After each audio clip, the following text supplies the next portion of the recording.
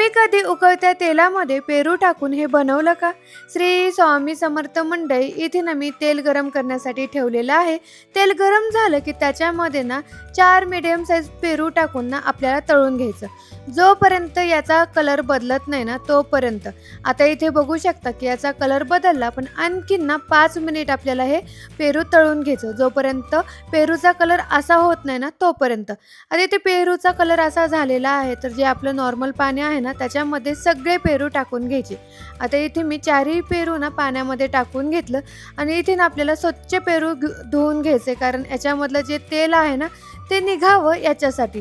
इथे तुम्ही बघू शकता की मी सगळे पेरू धुवून घेतलेले आहेत. आता आपल्याला ना पेरू कट करून घ्यायचं आहे. जास्त बारीक बारीक कट करत बसायचं नाही, मोठंच कट केलं तरी चालतं. आता इथे ना मिक्सरच्या भांड्यामध्ये पेरू कट केलेले टाकले, कोथिंबीर, हिरवी मिरची, लिंबू, त्याचबरोबर काळं मीठ आणि आपले रेग्युलर मीठ याच्यामध्ये टाकून घेतलं. त्याचबरोबर इथे मी अर्धं लिंबू घेतलेला आहे, त्याचा पूर्ण रस पिळून घ्यायचा आणि आता आपल्याला मिक्सरमध्ये ना ओबडधोबड वाटून घ्यायचं. पण झालं असं मंडळी की याचं बी ना काढायचं, नाहीतर खाताना कचकच लागतं. पण पेरूची चटणी इतकी छान लागते ना, इतकी टेस्टी लागते ना, तुम्ही ट्राय